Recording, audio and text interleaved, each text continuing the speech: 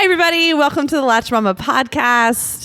It's Friday here in Virginia. We are getting back into the podcast groove. Lindy and I are here today. We're just going to chit-chat it up a little bit. My current obsession, my deep dive that I have been doing when I don't want to really think about nursing wear or my children, or I'm always thinking about my children. I've been really into this whole Britney Spears thing lately. So here's the deal. Even if you don't like Britney, please keep listening, because we are going to tie it directly into motherhood, and I think it's going to be some good stuff. It might not be, but we're gonna go for it. You're listening to the Latched Mama podcast. I'm your host, Melissa Wirt, business owner and tired mom of 5. Join us each week as we talk about pregnancy, nursing, parenting, and all things motherhood. How are you? I'm good. So for those of you who don't know, I'm Melissa. We haven't hung out in a while. I don't know. We haven't done this in a while. I own Latched Mama, which is a nursing wear company and an online community which supports moms in every stage of parenthood. And Lindy's been my little pandemic support buddy. It's kind of cute to say that. She's also our lead designer and just an all-around, I would say a bad word right now, but she's an all-around rock star human being. Also has a big family. She has 6 kids. I am expecting number 6 as well. So here's the deal. Okay. I have got to be honest. I have not thought about Britney Spears a whole lot since high school. I also learned this week that Britney and I are the same age. Mm-hmm. We're 39, which I don't know if that's cool or not. I don't know. Does that make me old? I don't know. But here's the deal. I don't know. Okay. So Lindy watched the documentary when it came out. Mm-hmm. And then I started following her on Instagram. The one that's on Hulu. And she mentioned it to me. I'm normally the current events person. I don't know. I was on it that time. You were on it. I was. I don't know. Just once. I don't know if Britney is really considered current affairs. This week she kind of is. But Lindy came in one day and she was like, hey, did you watch that documentary? And I'm like, I think Eric watched it. I don't know. I had it on in the background. But I hadn't watched it. But then I randomly heard that she was speaking in court for the first time in 13 years. And I was like, wow, I should probably dig into that. So for the last few days, I've been digging in, and Lindy's finally getting to talk about this documentary that she watched months ago, I guess. And I don't know, I have some thoughts. I have some big feelings about it. Yeah. And honestly, she was a mom so early, I don't even know how old she was, that I didn't relate to her at all. And I probably was one at the time where I watched her with the baby on her lap driving a car. Yeah. Or, because her sons are late teens now. Mm-hmm. And I have a 13-year-old. So I think she had kids at 22, 23. Wow. So when did you're you have talking your first? Young, 25. Yeah. So she was super young. Yeah. But if you watch kind of what happened in her trip to stardom and stuff like that, it wasn't a hey, let's take care of you, let's make sure that you're doing okay type of thing. She, for those of you who don't know, she came from a pretty middle class upbringing, was kind of thrown into, after the Mickey Mouse Club, she was kind of thrown into this musical career. Her parents actually couldn't even go with her at the beginning. Her dad was kind of out of the picture because her sister was still in school, was in elementary school. So she had kind of a handler.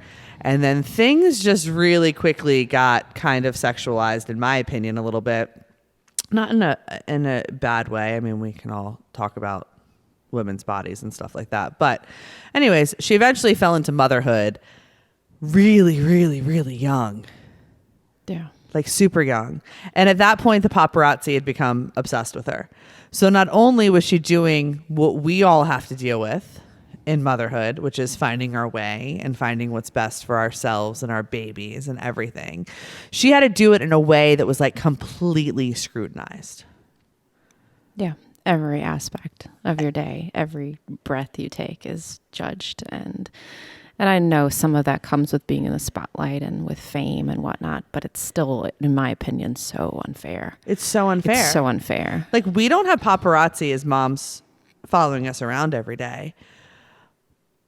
But I can't even tell you how many times, just as a very confident, especially now with 5 kids, mom, I get judged on a daily basis. Mm-hmm. I mean, my nannies get judged. Everybody gets judged. And it is so unfair. So incredibly unfair. It's interesting, though, to hear, like, you know, things that I saw that I knew. You know, you always say, you know, you were a great mom before you had kids. Like, you were the most perfect mom ever before you actually, you know, had a screaming baby that you had to put in a car seat. And she was talking about that instance that, like, blew up in the media. And for those of you who are too young to remember it, definitely go Google it. I believe she was leaving Starbucks and she had the paparazzi all around her and her kid wouldn't get in the car seat.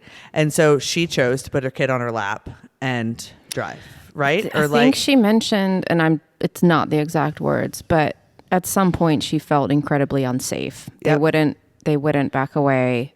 They wouldn't, you know, leave her alone. And she had to get out of there.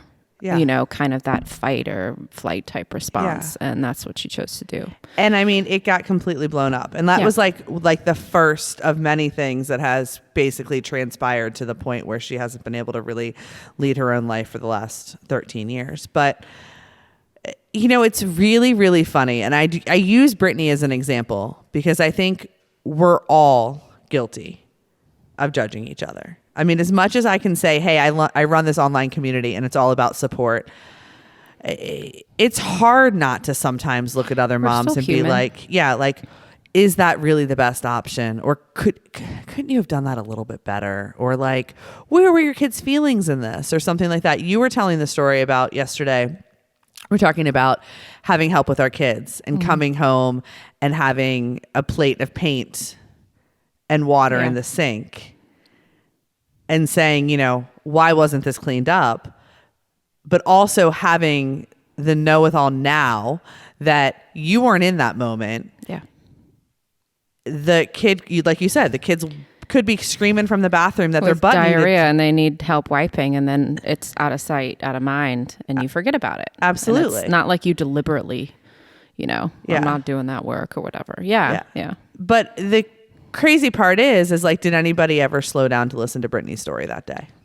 You know, no, because it's so easy to put this super, super high level of judgment on moms. And honestly, I'm not saying that I've ever driven with my kid on my lap before, but she said she was introduced to that growing up. That was something that her dad did. Judge or not, I mean, yes, totally unsafe. Not saying that we should all take our kids out of our car seat and put them on the lap. But if she felt that's where her kid was safest at that moment, and like literally she couldn't breathe and she had cameras in her face, you know, she deserved to make that decision as a mom. Yeah. And I think that that's what it just comes down to. Yeah. It frustrates me and it hurts me. Like when I watched, you know, through that documentary and just listened to bits and pieces is why is all this responsibility on her? Like, why do we not talk about the other factors that literally all contribute to this? Mm-hmm. Like, where's the responsibility in that paparazzi? Mm-hmm. And that's it hurts so much because, as you can like go forward and kind of like, you know, the shaving of the head and like tattoos and things like that. I mean, it's just, yes, they're her decisions, but can we talk about like the situation that she was in and all these other factors that contribite to that? I mean, you remove the village from motherhood and you get a situation like, although hers was extremely extreme simply because she was in the spotlight, but you remove support, you remove a village from motherhood, which we've basically all done to ourselves. You add in social media, you add in the ability to share photos and share information in these split second moments where we know nothing else about the situation, and then we just start judging and it just starts spiraling on top of each other. And I think it's just really interesting now, so many years later, as her story's coming out, and like I said, it's a really extreme case, But what happened? I mean, if you guys dig in, I mean, there's so much of this that lies on those postpartum years for her. And not having the support and the conversation then, in my mind, has led us probably to where a great part of where we are right now.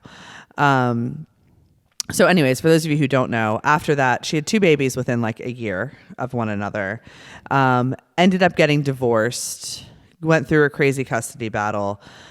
What ended up like starting the whole conservativeship and getting to the point where she has basically very little control over her life at this point was the fact that on one evening, paparazzi found her going to Kevin's house because she wanted to see her kids and it was time for her to see her kids.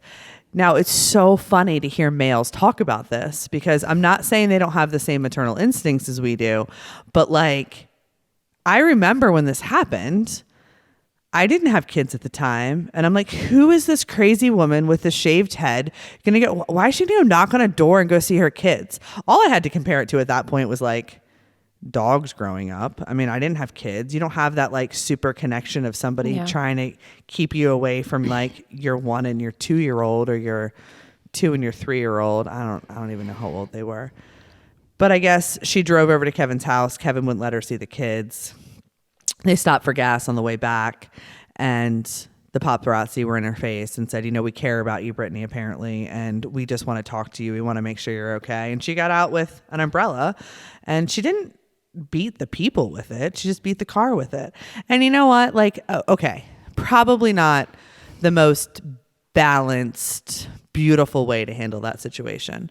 But after so many years and literally being told you couldn't see your kids like 15 minutes later, to have some big man with a camera stuck in your face and saying, tell me how you feel right now, Britney. Tell me how you feel. Look right here, Britney. Da, da, da, da.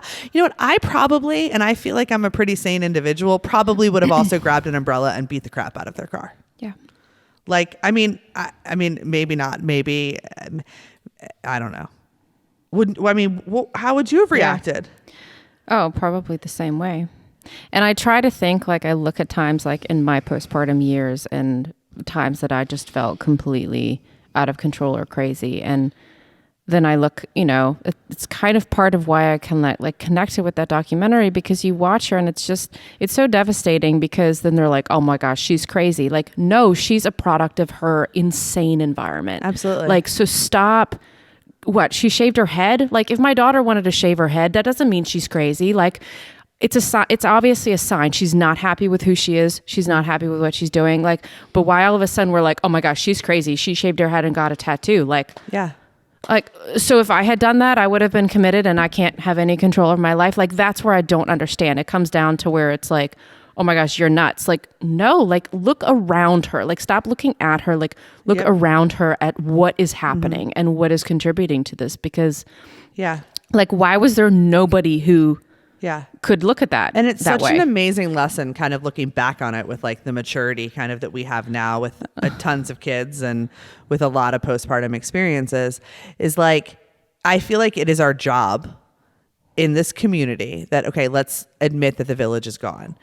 We probably will never rebuild it the way that it was created to be rebuilt, or the way that it was created to begin with. But what can we do? Like you said, most people aren't going to shave their heads after they have a baby.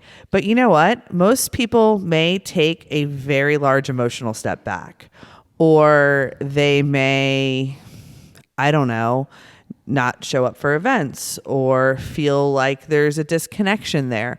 And what can we do as a community to rally behind them and to make sure that the support is given, as opposed to they're really struggling, I don't know what to do about it. I'm going to give them the space. Or we're going to give them medication. We're going to just commit them. Yeah. But no, like, what can we change surrounding in their daily lives, their relationships, to like that direction first? And absolutely, medication in the postpartum is. Oh, I'm not saying it's wrong. Absolutely. But I don't. It's not the first place we should be jumping to. Yeah. In my opinion, kind of evaluate that environment and whatnot. Absolutely. I think it goes in tandem. Like an anti-anxiety medicine is definitely probably going to help when it's needed. But there's so much, we can't hand it out, as lay people, as friends, as people who are part of this village. So I feel like it's our responsibility to each other is to really, really make sure that we're showing up. And I'm not talking like showing up 24 hours postpartum and, being all up in people's space and stuff, but absolutely not forgetting the journey that someone goes on hormonally, physically, everything after that they have a baby. Yeah. And I feel like even within the Latched Mama community sometimes, we have Slack as a company, which for those of you who don't know, it's like a business related texting thing. And there are times where we all as a community of moms who are here to support other moms literally have to call each other out on it, because some of us are so far away from having that postpartum experience that we don't remember. Like, we don't remember what those last few days of pregnancy are like. We don't remember what postpartum feels like. And it's literally just cluing people in and reminding them of just that overwhelming feeling and the responsibility that we have to others. So needless to say, Britney didn't get a whole lot of help. Yeah. I wish I could have like 5 minutes with her mom. Cause like, I'm not going to sit here and judge anything, but I was wondering what her mom was thinking about watching her go through these things. Did she see anything that, could have triggered, hey, like, I know when I was pregnant or when I was postpartum, these could be signs of things. So she admits it now. All this kind of like hindsight, like what could have been done. Mm-hmm.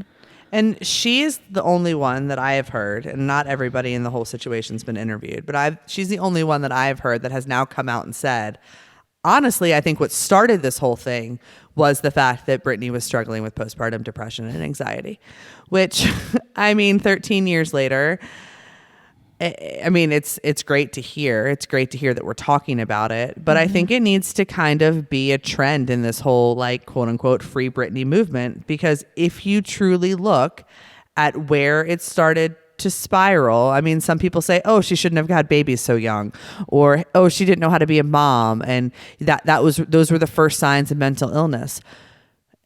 No, she was doing okay, and maybe she wasn't parenting like Hollywood wanted her to parent, but she wasn't from Hollywood. She was from Louisiana, and she was from a rural area, not a ton of money.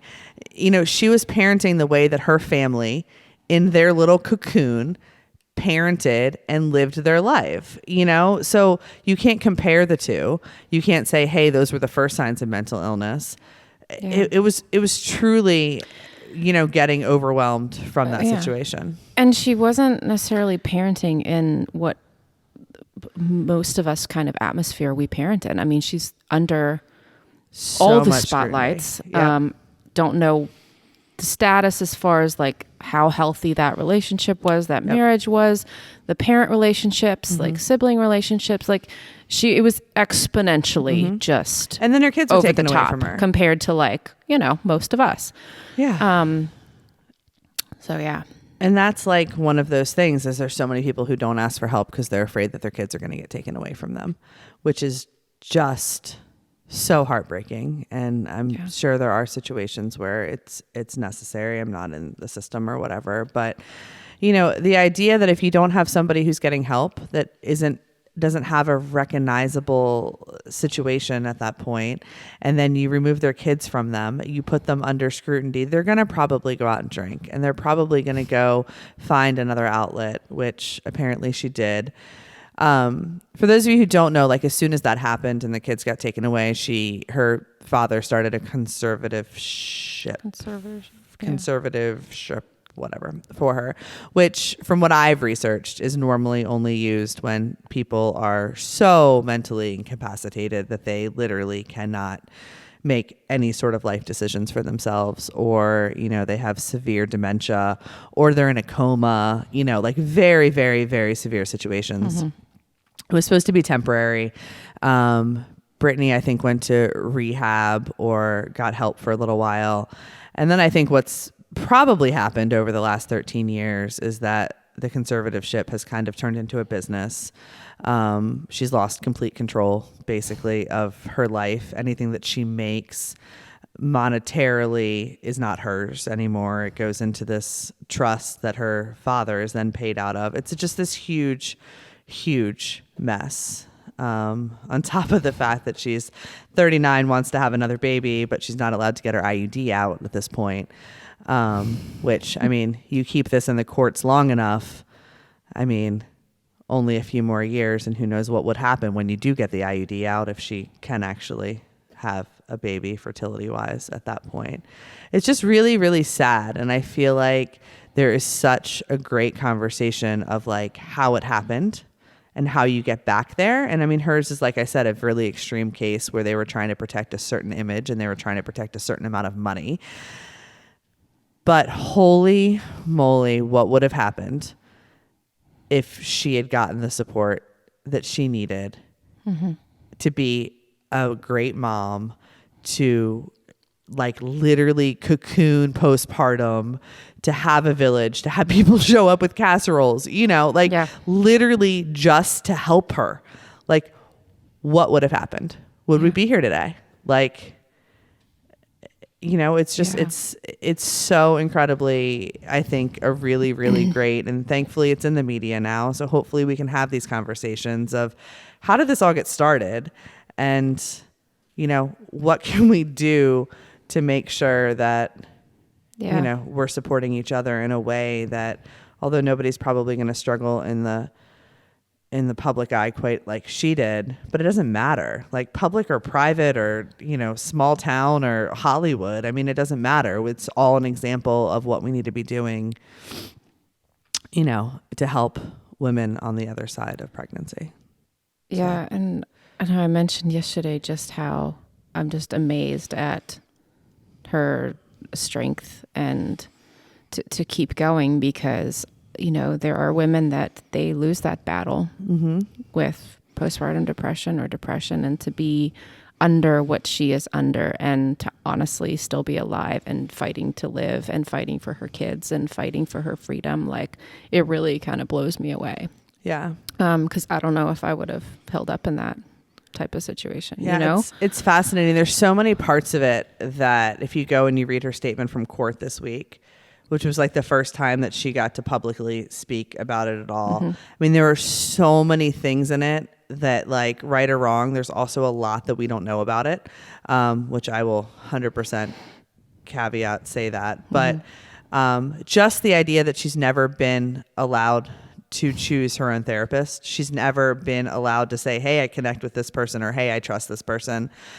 The whole idea that before, when her kids were taken away and all of those triggering events that happened were all done in the paparazzi eyes and all done underneath them. And now her new therapist is not coming to her house. They're not doing it virtually. They're doing it at this like practice that's like right in the middle of Hollywood, right in the middle of LA or wherever they're living right now. So she has paparazzi that follows her in, paparazzi that sees her crying on the way out, like literally human things that like we should not be tolerating at all as a society, let alone like, it's just so out of control at this point. I mean, as she's trying to work through and deal with past trauma and PTSD and depression and whatnot, she has to endure more. Yeah. Like of those triggering things on the way to therapy. Like it just for like no reason whatsoever. No, she has millions and millions. I mean, if it was well invested, I wouldn't be surprised if she has billions at this point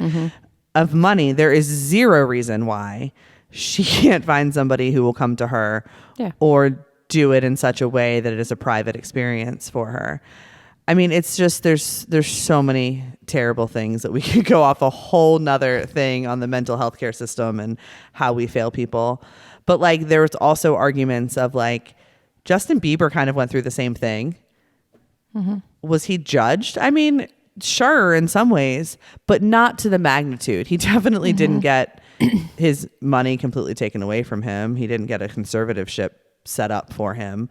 You know, there's such a double standard, I feel like, when it comes to females and moms, and like the media just went crazy over her because all of a sudden there were kids in play and all of a sudden she had to have this super perfect image of a mom, but she was momming in the spotlight, which is so incredibly hard.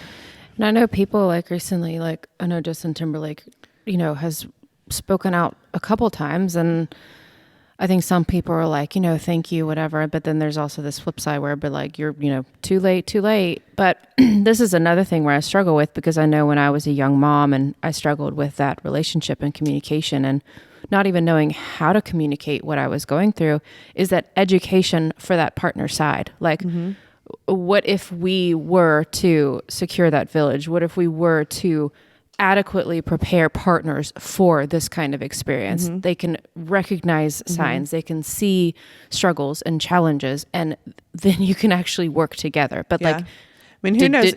I don't know if he advocated for her or. Well, I mean, Justin was partner number not him, one, but like Kevin. Yes. But but Kevin is also stuck. But he's also stuck within the conservative ship. Who the heck knows? I know. Mean, at this but point, I'm just saying, like, it's a big thing, like on my heart, as far as to educate that partner, because you're doing life together. Like, that's your kid together. Yep. So I do appreciate what he's saying, and you can also kind of, at least for me personally, like you can grant that grace, because how old was he? Like, but he was partner number one, but I mean, he wasn't somebody. I mean, he was like love, because they apparently say that her and Kevin just like ran off and had babies together, but like there was actually a connection there. But also haven't him and Jessica Biel had kids though since then? So maybe he's grown through that too. Absolutely. But I feel like it's very hard, and I don't think it's right to kind of look back and judge him for like the things that he did then, because at the age that they were, I mean, they were all so inexperienced with any of that.